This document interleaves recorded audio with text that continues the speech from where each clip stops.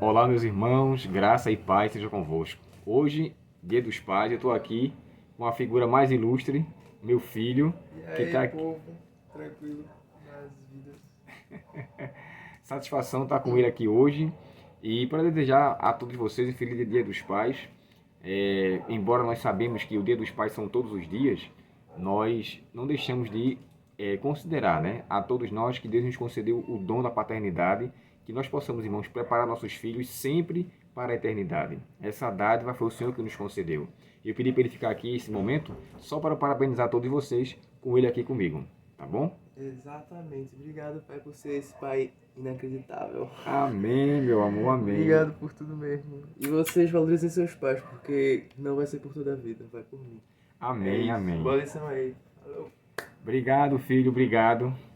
Observe, irmãos, a frase que ele deixou, né? Valorize seus pais, pois vocês não terão por toda a vida. Eu mesmo não tenho mais o meu pai. Perdi meu pai quando eu tinha 5 anos de idade e hoje estou com 48 anos. Não sei, na verdade, o que é ter um pai. Eu procuro ser um pai que eu gostaria de ter, mas isso não pode comprometer a maneira do meu filho querer um pai para ele de verdade, uma forma distinta. Eu não posso ser aquilo que eu não tive. Cada situação é diferente uma da outra. Então, nós entendemos que os pais são uma bênção do Senhor. Eu sou muito feliz pelo filho que eu tenho, sou muito grato a Deus. Vocês veem isso na minha rede social, no meu Facebook, nos meus status do WhatsApp, enfim, no Instagram também. Eu sempre estou colocando foto, eu e ele. E olha que ele não gosta muito de tirar foto. O filho ele quer tirar foto, ele vai, mas eu sei que ele não acha muito legal. Então, aqui na lição de hoje, nos tem um tema interessante. A espiral descendente do pecado. Sabe, irmãos, quando se está no pecado sem sair dele, você sabe que uma espiral é aquela coisa que roda, roda, roda. É como se não saísse dele. O pecado tem o poder de deixá-lo preso. O pecado tem o poder de deixar a pessoa em uma condição totalmente desfavorável diante de Deus. Por isso que Cristo veio aniquilar o pecado. Ele veio destruir aquilo que o pecado causou. E esse texto tanto de Efésios quanto de Colossenses 4, 17 a 32, né, que são 15 versículos, e e Colossenses 3, de 1 a 17, que são 17 versículos, são muitas coisas. Eu singularizei aqui algumas delas. Primeiro ponto, irmãos. Paulo começa a sua carta, nesse segundo tópico, no capítulo 4, verso 17, contrafazendo o que está no verso 1. No verso 1 do capítulo 4, Paulo diz que a gente deve ter cuidado para ser, ou melhor dizendo, para manter a vida em uma condição de conduta de tal maneira. Ele chega a dizer assim, ó, portanto, aqui Efésios 4, verso 1, rogo-vos, pois, irmãos, eu, prisioneiro no Senhor, que andeis de modo digno. Ele diz que devemos andar de maneira digna. O verso 17 ele fala assim, portanto, digo e no Senhor testifico, não mais andeis, como também andam os gentios.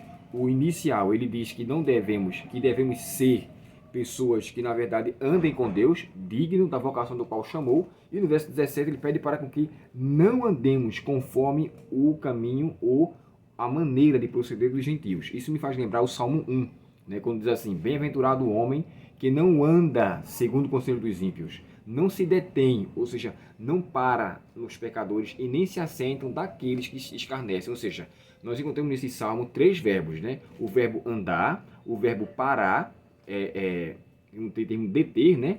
E o verbo acomodar. Esses 3 verbos estão ali qualificados na primeira bem-aventurança do Salmo 1. Então, feliz a pessoa que na verdade não anda. E aqui Paulo está descrevendo a maneira que nós deve ser. Inicia dizendo como devemos nos tornar e depois fala como não devemos ser. Em vista que o contexto da lição está falando sobre armadura, sobre revestimento da parte divina, é interessante que isso já prepara para o capítulo 6, né, quando fala assim, revestir de toda a armadura de Deus. Aqui ele está falando de um revestimento espiritual no tocante à prática de boas obras. Ou seja, Cristo nos reveste e através do que está em Efésios 2, verso 10, somos salvos em Cristo Jesus para as boas obras. Então, ele nos condiciona, ele nos qualifica, ele nos habilita para essa causa.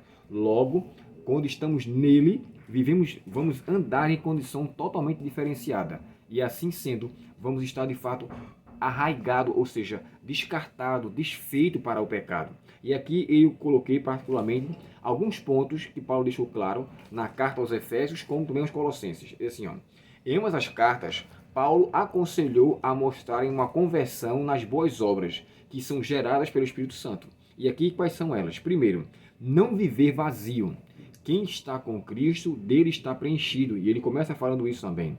Deixando de ser alienado, ignorante, ou seja, uma pessoa que foi alimentada pela verdade, não deve agora deixar com que a mentira a corrompa. Isso me faz lembrar Eva. Eva teve o prazer, irmãos, a bênção de ouvir a verdade primeiramente, diretamente de Deus.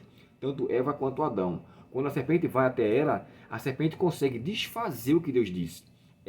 Essa é a obra primordial do diabo. A primeira coisa que ele faz para com que você e eu caiamos é nos fazer esquecer de Deus, como se Deus não existisse. E aí estimula o pecado, faz com que nós venhamos desejar o pecado. Mas primeiro ele trabalha com o ponto de esquecer de Deus. E aqui quando fala ignorante, é aquela ignorância de deixar, na verdade, né, alienação, deixar de ser aquele que foi primeiramente orientado.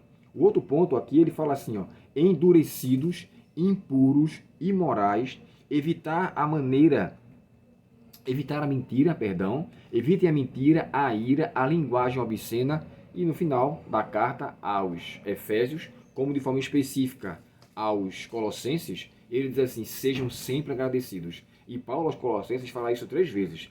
Irmão, se tem algo que nos enche de satisfação é a gratidão. Quando somos gratos a Deus, isso dissipa muita coisa, porque na gratidão envolve reconhecimento.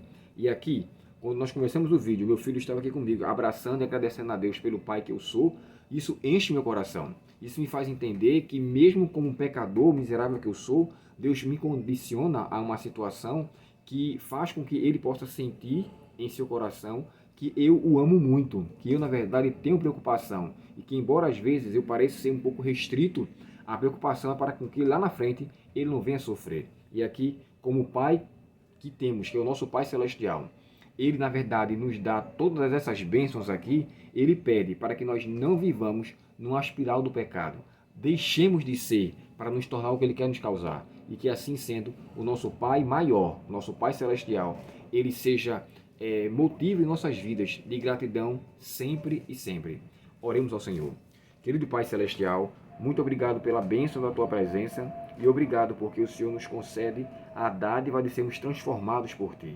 O Senhor quer nos conceder, Pai, uma nova criação, um novo ser, mas nos ajuda a vivermos de acordo com o Teu santo querer.